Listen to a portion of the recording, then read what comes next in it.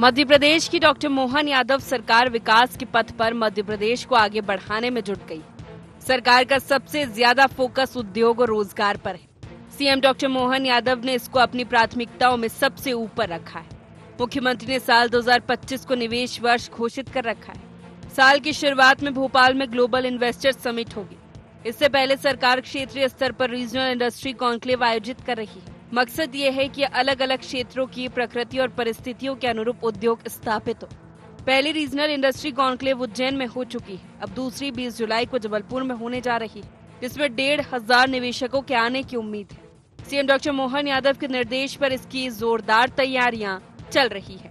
हमारा प्रयास रहेगा जो निवेशक अपने ऑलरेडी इंडस्ट्री चला रहे हैं वो और विस्तारीकरण की तरफ आगे जाए। मध्य प्रदेश के भी नए उद्योगपति खड़े हो जिनको अपने व्यवसाय को बढ़ाना है। सभी सेक्टर के समान रूप से अलग अलग निवेशक आए। जो हमारा रॉ मटेरियल यहाँ मिल रहा है उस रॉ मटेरियल का भी उपयोग अपने प्रोडक्ट बनाने के लिए यहीं हो जाए, ताकि बड़े पैमाने पर हमारे लिए वो रोजगार का भी साधन बने और प्रदेश का गौरव का मौका भी। बाहर के निवेशक भी आए तो वो आकर के यहाँ अच्छा महसूस करें, इसलिए सभी प्रकार की संभावना पे काम कर रहे हैं। ये जो इंडस्ट्रियल बेल्ट हम डेवलप करके काम करा रहे हैं वो अपनी जगह है। निजी जमीनों पे भी लोग अपना इंडस्ट्री लगाना चाहे तो सरकार सभी प्रकार की मदद उनको भी करेगी। जबलपुर की रीजनल इंडस्ट्री कॉन्क्लेव में 1222 करोड़ का निवेश आने की उम्मीद है।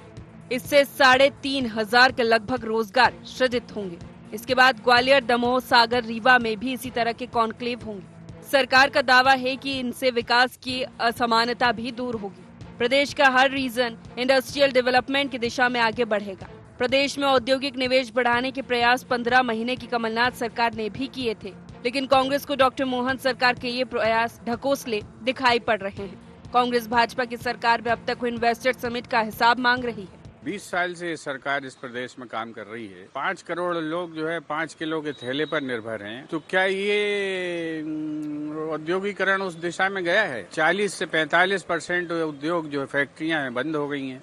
उस दिशा में सरकार की क्या नीति उसको स्पष्ट करना चाहिए और सामने आना चाहिए। जब तक वो नीति नहीं आएगी कि लगे हुए लगी लगाई फैक्ट्रियां बंद हो रही हैं और नई इंडस्ट्री के ख्वाब दिखा के आप जो है बातें कर रहे हैं। अभी बीना में इन्वेस्टमेंट हुआ है 50,000 करोड़ के आसपास। कितने लोगों को नौकरी मिली? 2 लाख लोगों को नौकरी देने का जो है नारा लगाया गया था और वहाँ पर जो है 100 लोगों को भी रोजगार नहीं मिला। इस तरह की बातें करके प्रदेश का ना विकास होगा ना असमानता दूर होगी। मध्य प्रदेश ने पिछले 2 दशकों के दौरान तेजी से आर्थिक तरक्की की है। प्रदेश देश के तेजी से आगे बढ़ रहे प्रदेशों में एक है, लेकिन मध्य प्रदेश की अर्थव्यवस्था में औद्योगिक प्रगति का खास योगदान नहीं है। औद्योगिकीकरण की धीमी रफ्तार की वजह से रोजगार के पर्याप्त अवसर भी नहीं पैदा हो पा रहे हैं। डॉक्टर मोहन यादव सरकार प्रदेश को औद्योगिक विकास के रास्ते में आगे बढ़ाने में जुटी है। विकास सर्वस्पर्शी हो, इसमें क्षेत्रीय असमानता न दिखे, इसलिए अंचलवार निवेशक सम्मेलन बुलाए जा रहे हैं।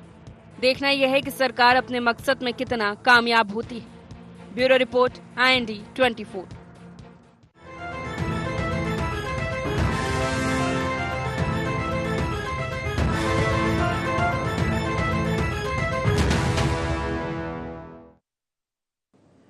नमस्कार, बहुत स्वागत है आपका IND एजेंडा देख रहे हैं आप। मैं हूं आपके साथ प्रशिता शर्मा। निवेश से बढ़ेगा प्रदेश। जी हां, औद्योगिक विकास को रफ्तार देने की तैयारी में डॉक्टर मोहन सरकार पूरी तरह जुट गई है। निवेश वर्ष के रूप में साल 2025 सरकार मनाने जा रही है। सरकार का सबसे ज्यादा फोकस उद्योग और रोजगार पर है। साल की शुरुआत में ही भोपाल में ग्लोबल इन्वेस्टर समिट का आयोजन होगा। तो फिलहाल सीएम डॉक्टर मोहन यादव प्रदेश में विकास की असमानता को दूर करने के लिए अलग अलग जगह रीजनल इंडस्ट्री कॉन्क्लेव का आयोजन कर रहे हैं। सबसे पहले उज्जैन में हुआ, अब जबलपुर में होने वाला है, उसके बाद ग्वालियर, दमोह, रीवा ऐसे अलग अलग जगहों पर होगा, जिसमें 1,500 निवेशकों के आने की उम्मीद है। कुछ ऐसे ही प्रयास औद्योगिक निवेश बढ़ाने के लिए 15 महीने की कांग्रेस सरकार में भी हुए थे, लेकिन सरकार का ये प्रयास विपक्ष को ढकोसला लग रहा है और अब तक हुए समिट का लेखा जोखा सरकार से विपक्ष मांग रहा है। उद्योग निवेश बढ़ाने की सरकार की नीति में कितना दम है, विपक्ष को क्यों लग रही हवाबाजी, इसी पर चर्चा करेंगे। जान लेते हैं एजेंडा के मुख्य पॉइंट्स क्या है डॉक्टर मोहन सरकार का मिशन निवेश। क्षेत्रीय निवेशक सम्मेलनों से दूर होगी विकास की असमानता। मध्य प्रदेश में औद्योगिक विकास की कितनी संभावनाएं? कांग्रेस को क्यों नहीं सरकार की निवेश नीति पर भरोसा? इन्हीं मुख्य सवालों के साथ चर्चा की शुरुआत करेंगे। खास पैनल हमारे साथ जुड़ गया। सबसे पहले परिचय आपका करा देते हैं। भाजपा से नेता अभय प्रताप सिंह हमारे साथ जुड़ गए हैं। कांग्रेस से मध्य प्रदेश महासचिव पवन पटेल हमारे साथ जुड़ गए। वरिष्ठ पत्रकार सुरेश शर्मा जी हमारे साथ जुड़ गए। तीनों का बहुत स्वागत है। पवन जी, सबसे पहला सवाल आप ही से है कि निवेश की ओर सरकार बढ़ रही है, उद्योग को बढ़ावा देने के लिए, निवेश लगाने के लिए मध्य प्रदेश में प्रयास किए जा रहे हैं, रीजनल स्तर पर समिट की जा रही है और ये कहा जा रहा है कि विकास की जो असमानता है उसे दूर करने के लिए अलग अलग जगहों पर रीजनल इंडस्ट्री या कॉन्क्लेव का आयोजन होने वाला है। सबसे पहले उज्जैन में हुआ, अच्छा निवेश आया, ये माना जा रहा है। एक बड़ी चुनौती हो सकती है धरातल पर उतारना, लेकिन जिस तरह इसकी ओर आगे बढ़ रही है सरकार, इसमें क्या परेशानी है? अगर उद्योग के क्षेत्र में मध्य प्रदेश आगे बढ़ता है, उद्योग लगते हैं, रोजगार मिलता है। देखिए, प्रॉब्लम कुछ नहीं है। हम तो स्वागत करते हैं कि जो इनकी कथनी और करने के अंतर अगर ना हो, ये जिस तरह रोजगार का सपना दिखाते उस तरह रोजगार मिले, जिस तरह इंडस्ट्रियों का इन्वेस्टमेंट की बात करते हैं, विज्ञापन में उस तरह के इन्वेस्टमेंट आए तो हम स्वागत करते हैं। लेकिन एक समझने वाली बात है, एक सोचने वाली बात है। आज आपका एजेंडा है निवेश से बढ़ेगा प्रदेश। क्या सचमुच बढ़ेगा प्रदेश? अगर बढ़ा होता तो अब तक कितना बढ़ा प्रदेश? ये सब प्रश्न उठने चाहिए ना। अगर हम एक जागरूक नागरिक हैं, हम कांग्रेस की बात नहीं कर, अगर हम जागरूक नागरिक हैं तो अब तक के निवेश से कितना बढ़ा प्रदेश, ये पूछना तो हमारा हक है ना, ये पूछना तो हमारा अधिकार है ना। भारतीय जनता पार्टी के शासनकाल में 2007 में 102 MOU है, 1,20,000 करोड़ का आया, सिर्फ 17,000 करोड़, 49,000 नौकरियां मिली। 2010 में 109 MOU हुए, 2,35,00,000 करोड़ का निवेश बड़े बड़े विज्ञापन के लिए, लेकिन आया सिर्फ एक्चुअल में 28,000 करोड़ का। इसी तरह 2012 में 425 और 3,50,000 करोड़ का निवेश विज्ञापन में, एक्चुअल में आया 26,000 करोड़। इसी तरह 2014 में 4,35,00,000 और आया 49,000 करोड़। टोटल अभी तक 17 लाख करोड़ का निवेश हुआ, जबकि 1,52,000 करोड़ धरातल में, और 10 सालों में सिर्फ 2,37,000 रोजगार मिले।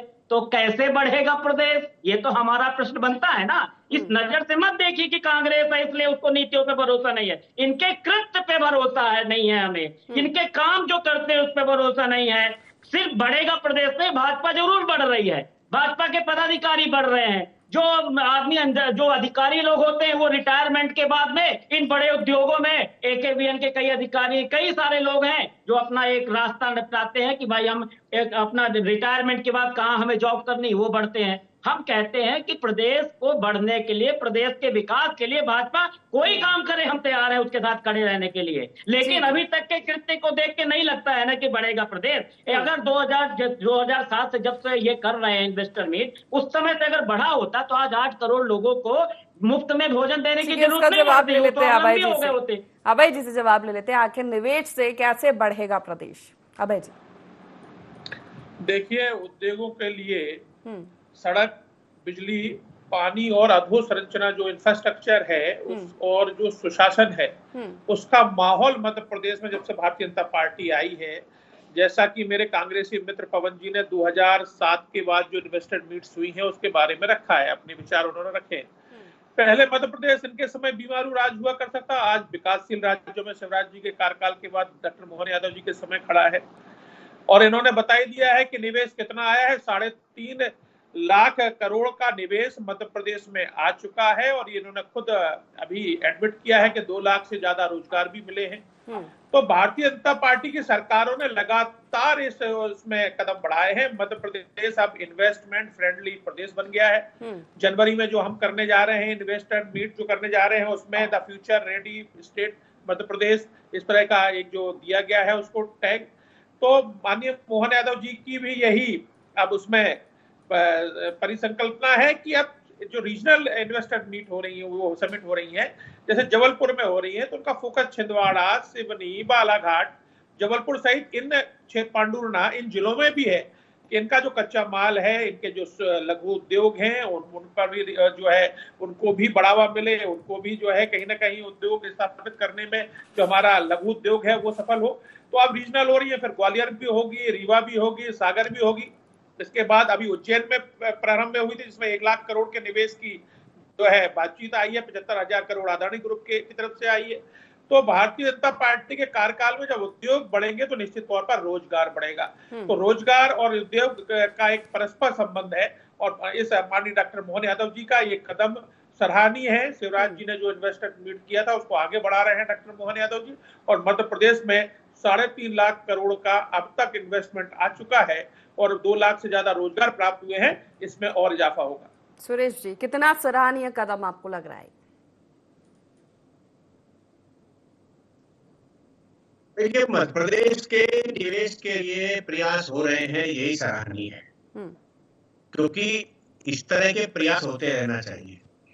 आलोचना प्रत्यालोचना एक विषय है कि मध्य प्रदेश एक ऐसा स्टेट है जो पूरे देश के बीच में है और ना तो कोई यहाँ पोर्ट है या ना कोई यहाँ कार्गो करा के और आप देश के या देश से बाहर भेजने के लिए स्थिति में हो। तो इसलिए जो तालाब के निकटवर्ती समझ लीजिए, समुद्र के निकटवर्ती क्षेत्र समझ लीजिए, वहां पर इस तरह के व्यवसाय ज्यादा पनपते हैं। यहाँ केवल उत्पादन वो होता है जो आपके पास रॉ मटेरियल्स हैं। और मैं इसलिए प्रशंसा कर सकता हूं कि अभी ये विचार आ रहा है, पहले से भी आया था ये विचार, कांग्रेस की सरकार के कमलनाथ जी के समय भी था, क्योंकि वो तो जानकार है इंडस्ट्री के, कि जो रीजनल क्षेत्र में जिस टाइप का हमारे पास रॉ मटेरियल्स उपलब्ध होता है, जैसे मान लो मुरैना जाएंगे तो हमें सरसों मिलेगा, शिवपुरी गुना में जाएंगे तो धनिया मिलेगा, निमाड़ में जाएंगे तो मिर्ची मिलेगी। यदि हम और क्षेत्रों में जाते हैं तो हमें भिन्न भिन्न क्षेत्रों में अलग अलग किस्म का जो है हमको रॉ मटेरियल मिलता है और उसके लिए हम एक प्रकार का इंडस्ट्री आमंत्रित कर सकते हैं। एक बात तो। दूसरी बात यह है कि यदि हमने अपने यहाँ जो है मध्यम और लघु उद्योग बनाने के लिए कोशिश की तो वो एक हमारा अच्छा रास्ता हो सकता है, जिसके बारे में सरकारों ने विचार किया है, अब और विचार करना चाहिए। तीसरा ये है कि यदि आप मध्यम से थोड़ा बड़ा इंडस्ट्री के लिए यदि आप बात करोगे तो जैसे एग्रीकल्चर से जुड़ा हुआ है, ट्रैक्टर बनाने के लिए कारखाना यहाँ आया, बाकी और चीजें आई, तो इन सब को ध्यान में रख करके कहीं न कहीं जो बातें हैं वो मुझे लगता है कि कहीं नीचे आ सकती है निवेश के लिए। ऊर्जा का क्षेत्र ऐसा है जहाँ पहले कोल ब्लॉक के झगड़े या कोल ब्लॉक के धंधेबाजी के लिए पहले सिंगरौली में बहुत लोगों ने इस टाइप के प्लांट लगाए और बाद में कोल ब्लॉक खा करके जो है वो छोड़ के चले गए। तो वो एक घोटाला अलग था, उसकी तरफ हमारा इंटरेस्ट नहीं है। हमारा इंटरेस्ट ये है कि मध्य प्रदेश में जो निवेश करने के लिए लोग आए थे वो लाभ लेकर के चले गए। तो आज हमें हमारे लिए चेतावनी है कि इस प्रकार के लोगों को हम बहुत प्रोत्साहन न दें। यदि अनिल अंबानी जी कहीं बैठे हुए दिख जाते हैं तो बहुत कोई उत्साहवर्धक बात नहीं होती, क्योंकि वो मध्य प्रदेश में पहले ऊर्जा निवेश करने के बाद यहाँ से गायब हो चुके हैं।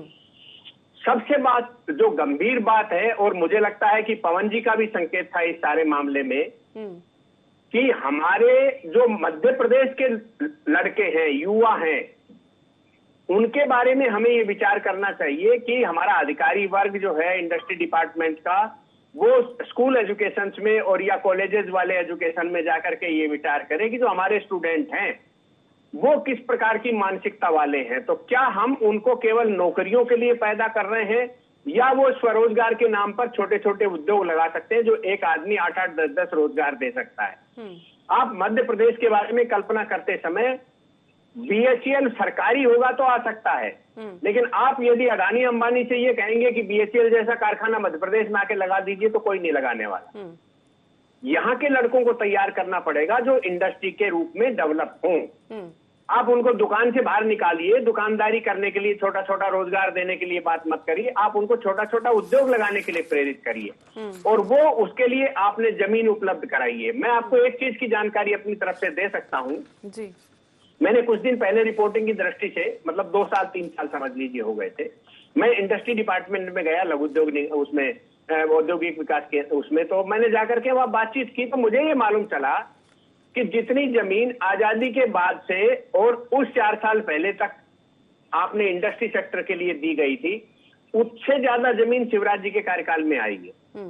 अब मोहन यादव जी को ये विरासत मिली है, अब उस विरासत के हिसाब से वो किस प्रकार से उद्योगों को आमंत्रित कर सकते हैं। और जो ये चला है रीजनल वाला, ये रीजनल वाला आपने जैसा संकेत दिया, मैं इससे सहमत हूं कि रीजनल से असंतुलन दूर होगा। और हमारे बच्चों में यदि जिस दिन हमने इंटरेस्ट पैदा कर दिया, सभी नेताओं को चाहिए कि अपने अपने विधानसभा क्षेत्र में, अपने अपने लोकसभा क्षेत्र में वो इस तरह के युवक तैयार करें जो इंडस्ट्री लगाने के लिए आगे आए। बिल्कुल। आप बहुत ज्यादा निर्भर बाहर वालों पर कम रहिए, क्योंकि आपके यहाँ आने के लिए उसके पास यही बेस नहीं। असमानता दूर करने का उद्देश्य बताया जा रहा है इस रीजनल इंडस्ट्री कॉन्क्लेव को। पवन जी का रुख करूंगी। जीतू पटवारी ने कई समस्याएं गिनाई थी, असमानता, इंफ्रास्ट्रक्चर, भ्रष्टाचार, नीतिगत अनिश्चितता, भूमि अधिग्रहण, उसके बाद रॉ मटेरियल, टेक्निकल लॉज, ये तमाम चीजों को दूर करने के लिए ही रीजनल स्तर पर इंडस्ट्री कॉन्क्लेव सरकार आयोजित कर रही है। और इस बात से इनकार नहीं किया जा सकता कि फिलहाल मध्य प्रदेश उद्योगपतियों के आकर्षण का केंद्र बना हुआ है। पवन जी। नहीं, देखिए, उद्योगपतियों के आकर्षण का केंद्र बना, हम तो कहते हैं, अभी आदरणीय भारतीय जनता पार्टी के मित्र जो बोल रहे थे कि हम इतना, कि हमारा दिक्कत इसमें नहीं, हम तो कहते हैं एमओयू करो, लेकिन वो एक्चुअल में तो प्रदेश को तब मिलेगा ना जब धरातल में आएंगी चीजें ना। एमओयू करने पर से थोड़ी मिल जाएगा। एमओयू करने से तो पेपर में बड़ा बड़ा विज्ञापन देंगे कि हम इतने 1000 करोड़ का एमओयू कराए, लेकिन जब वो धरातल पे नहीं उतरेंगे तो उसका कोई अर्थ नहीं है। हम ये बताने का प्रयास कर रहे हैं। अधिकांश से कंपनियां गुजरात की आती, ज्यादातर ठेके उनको मिलते हैं। वो क्या करती, फिर यहाँ पे पेटी कॉन्ट्रैक्ट में यहाँ के लोगों को देती है, तो उसमें क्वालिटी खराब होती है। जब वहां के लोग लिए तो उन्हीं को काम करना चाहिए। अभी आदरणीय पत्रकार जी ने अनिल अंबानी जी का जिक्र किया। अनिल अंबानी जी को पहले भी AKBN से धीरूभाई अंबानी नाले सिटी के लिए अचारपुरा में जमीनें लाट थी। उसको 1 डेट निकल गई, 2 डेट निकल गई, 3 डेट निकल गई। मतलब फिर लास्ट में मैंने पेपर में पढ़ा कि शायद वो जबरदस्ती उस जमीन को फोरफीट करके किसी और को, किसी फैशन टेक्नोलॉजी वाले को अलॉट किया। अब फिर से अभी 2-3 दिन पहले पेपर में देख रहा था कि मोहन यादव जी का और अनिल अंबानी जी का फोटो फिर से लगा हुआ, फिर से इन्वेस्टमेंट करने के लिए तैयार है। तो हम कहते हैं जिस इन्वेस्टर ने पहले एमओयू किया हो और उसको जमीन में नहीं उतारा है, तो उसको मत बुलाइए, आप उसको बताइए कि पहले उसका जवाब दे। ऐसा थोड़ी कि हम जनता के गरीब का खून पसीने की कमाई को आप इन्वेस्टर में उड़ाते जाओगे और ये एमओयू करके पेपर में बड़े बड़े विज्ञापन देंगे, फिर निकल लेंगे आगे। पहले इस चीज का हिसाब किताब होना चाहिए कि पिछले एमओयू में जिन जिन कंपनियों ने एमओयू किया था और वो धरातल पे नहीं उतरा, तो पहले उनसे उसका जवाब मांगे, फिर अगली बार आए। यहाँ दिक्कत इस बात की है कि हमें अपनी वाहवाही करनी, हमें अपना वो बढ़ाना है, इसलिए हम कर रहे हैं। तो हमारा बता रहे प्रदेश के विकास में हम उनके साथ खड़े हैं, लेकिन सचमुच का विकास होना चाहिए, सिर्फ विज्ञापन का विकास नहीं होना चाहिए, सिर्फ भारतीय जनता पार्टी के बढ़ने का विकास नहीं होना चाहिए। निश्चित ही धरातल पे उतारना निवेश को एक बड़ी चुनौती है, कई विंडो से गुजरना, उद्योगपतियों को आखिरी तक बांधे रखना, और जो समस्या है भूमि अधिग्रहण की समस्या हो, रॉ मटेरियल की समस्या हो। 2 मिनट इसमें देखिए, इसमें शिवराज सिंह चौहान जी के समय जो आप बोल रही उस समय भी हुआ था बहुत बड़ा बड़ा विज्ञापन, सिंगल विंडो सिस्टम, लेकिन सिर्फ पेपर में रहेगा सिंगल विंडो सिस्टम। इंडस्ट्रियलिस्ट को सिंगल विंडो सिस्टम का फायदा ही नहीं मिला, वो बल्लभ भवन में धक्के खाता रह गया। तो सिंगल विंडो सिस्टम जैसा बोला, तो सिंगल विंडो सिस्टम होना चाहिए ना, एक विंडो में उनको सारे क्लियरेंस मिल जाने चाहिए। तो जो एक्चुअल में उद्योगपति इन्वेस्ट करना भी चाहता होगा, यहाँ का सिस्टम इतना गड़बड़ है, क्यों नहीं कर पाता है? तो अगर ये पेपर में नहीं होना चाहिए, इसको धरातल में उतारे तो अच्छा है। आए थे, उनके वर्जन भी ऑन रिकॉर्ड है, मीडिया में है, जिन्होंने ये कहा था कि मध्य प्रदेश में अब इंफ्रास्ट्रक्चर बदल गया है, अब मध्य प्रदेश ये इन्वेस्टमेंट के लिए आकर्षण का केंद्र है। ये यहाँ जब भारतीय जनता पार्टी की सरकार आई तब उसका वर्णन किया था। 2003 को का भी उन्होंने कोट किया था। मध्य प्रदेश टाइगर स्टेट हो गया है, लेपर्ड स्टेट है, अब चीता स्टेट भी है, आपने देखा है। रेडीमेड गारमेंट, सवाल ये कि इन्वेस्टर्स के लिए आकर्षण का केंद्र है, इन्वेस्टर्स के लिए अनुकूल माहौल मिल पा रहा है। मैं वही आ रहा हूँ, धरातल पर बात पे ही आ रहा हूँ। सिंगल विंडो जो मानिए शिवराज जी ने शुरू किया था कि 8 विभागों की 44 सेवाएं 30 दिन के अंदर सिंगल विंडो सिस्टम के आधार पर उनको जो है सारी अनुमतियां दी जाएंगी। उसमें जहां कुछ कमी होगी, डॉक्टर मोहन यादव जी की सरकार उसको भी दुरुस्त करेगी। लेकिन 3.5 लाख करोड़ का निवेश आना, 2 लाख से ज्यादा रोजगार मिलना, ये शिवराज सरकार के समय हुई सारी समिटों का, ग्लोबल इन्वेस्टर समिटों की सफलता है। और अब मोहन जी के जो रीजनल शुरू किया है, और रीजनल में जो आपने भी कहा है कि इससे असंतुलन खत्म होगा, क्षेत्रीय में जो हमारे लघु उद्योग हैं उनको कहीं ना कहीं इससे जान आएगी, वहां इन्वेस्टमेंट जाएगा, तो क्षेत्रीय के जो हमारे युवा हैं उनको रोजगार मिलेगा, वो ट्रेंड भी होंगे, और जो उस तरह के धारक होंगे, डिग्री धारक होंगे, उस क्षेत्र के होंगे, उनको रोजगार भी बड़ी बड़ी पोस्टों पर मिलेगा। क्योंकि अपना जो मध्य प्रदेश है वो शांतिपूर्ण जनशक्ति के लिए भी जाना जाता है। इसलिए इन्वेस्टर्स के आने से डॉक्टर मोहन यादव जी की सरकार यहाँ नए आयाम खोलने जा रही है। पवन जी। नहीं तो मैं वो तो वही कह रहा हूँ, आयाम खोलने जा रही है। सिंगल विंडो सिस्टम जब 2007 में बनाया तो अभी तक इंप्लीमेंट क्यों नहीं हुआ? अभी भी उनको खामियां दूर करने की लग रहे हैं। अगर सोचिए 10 साल 15 साल भी आज हम वहां पर खड़े हैं कि हमें उनकी खामियों को दूर करना है, तो उसी से इनका इंटेंशन समझ में आता है। ये 10 साल में 2 करोड़ रोजगार, 2 लाख रोजगार की बात करते, हर साल 2 करोड़ रोजगार देने की बात की थी, तो उसी से इनकी खामियां समझ में आता है। ये खामियों को दुरुस्त करने में नहीं, अपना विज्ञापन करने में, इन्वेस्टर मीट के नाम पे अब 1 साल तक पूरा एक पखवाड़ा चलेगा। आएंगे ये विज्ञापन, आज इसने इतना इन्वेस्ट इंडिया, आज इसने इतना इन्वेस्ट इंडिया, फिर धरातल में टाटा फिक्स हो जाएगा। हमारी आपत्ति है कि आप देखते रहिएगा। अब कल से ये चला है सिलसिला, तो ऐसा चलेगा कि राम राज्य आ गया, हर बंदे को लगेगा हमारे लड़के की नौकरी लग गई, वाह वाह वाह वाह। लेकिन जब धरातल में आएगा, उनको नहीं बोल रहे कि भाई इतने लाख करोड़ का एमओयू है, उसका 1% 2% ही धरातल में क्यों उतरा, उस पर इनको रत्ती भर दिक्कत नहीं हो रही। बस ये वही रामायण कर रहे हैं कि भाई हाँ मनमोहन हमारे मुख्यमंत्री जी बड़ा अच्छा कर रहे हैं। अरे हम कह रहे बड़ा अच्छा कर रहे हैं तो उसको धरातल में उतरना चाहिए ना। हमारी आपत्ति है धरातल में अभी तक क्यों नहीं उतरा। अगर शिवराज सिंह चौहान जी ने सिंगल विंडो सिस्टम किया था तो वो सिंगल विंडो सिस्टम काम क्यों नहीं किया? कितने उद्योगपति नहीं है। अब मनमोहन जी भी उसी एक ही सरकार है ना। आज मोहरा बदलने से थोड़ी चीजें बदल जाएंगी, सिस्टम वही है, नीतियां वही है, मोदी जी वही है, तो सिस्टम क्यों नहीं हुआ? हमारी आपत्ति यहां पर है। हमारी आपत्ति इसमें नहीं कि आप रोजगार ला रहे हो, हमारी आपत्ति इसमें नहीं कि आप लोगों को रोजगार दे रहे हो, लेकिन क्यों नहीं मिल रहा, क्यों नहीं हो रहा? जितने एमओयू होते हैं ऐसा कोई फार्मूला क्यों नहीं लागू करते कि जितने लाख करोड़ का एमओयू हो सब के सब धरातल में उतरेंगे? ऐसा क्यों नहीं होता? इस टाइप का विज्ञापन करिए कि हमने इतने एमओयू के पूरे एमओयू आ गए। अभी लिख के रख लीजिए, मैं आपकी डिबेट में बोल रहा हूं, जितने होंगे उसका 0.5% धरातल में अब इसका जवाब दे दीजिए। देखिए पवन जी तो काल्पनिक बात कर रहे हैं। 7,000 करोड़ के निवेश की इच्छा जताई है, एमयू होंगे, सारी चीजें सरकार के जो नियम कानून में होंगे उसको परमिशन दी जाएगी, उसके बाद उन चीजों पर सारा वर्किंग शुरू होगी। सब 50 करोड़ से अधिक 55 निवेशक आएंगे जो उसमें निवेश करेंगे। 64 इकाइयों का शिलान्यास होना है, लोकार्पण होगा। सरकार की अपनी एक नियम कायदे कानून है, उसके तहत सारे निवेश तो नियम कायदे कानून की बात है, मोरी करिए, हम काल्पनिक बात क्या कर रहे हैं? आप ऐसी बात करो, हम तक बोले धरातल में उतारिए, तो आप बोल रहे मैं काल्पनिक बात कर रहा हूँ। ये पूरी प्रक्रिया है, आपकी सरकारों में कभी नहीं हुआ, अब हो रहा है, लगातार हो रहा है। उन क्षेत्रों को जो पिछड़ गए थे क्षेत्र, जिन क्षेत्रों में क्षेत्रीय संतुलन भी बनने जा रहा है, वही मेरा निवेदन इतना है हो गया है। अभय जी मेरा निवेदन इतना है कि पकौड़े तलने वाला फार्मूला मत लागू करिएगा यहाँ पे। मध्य प्रदेश लगातार तरक्की कर रहा है, आगे बढ़ रहा है।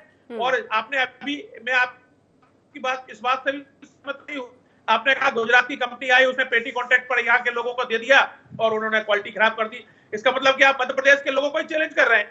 मध्य प्रदेश के लोग काम करने वाले हमारे साथियों को यह नहीं बता रहे हैं भाई, यहाँ जब आएगी तो मेन पावर तो मध्य प्रदेश का ही लेंगे, मेन पावर तो यहीं का लगेगा, यही सारे लोगों को उपलब्धता होगी।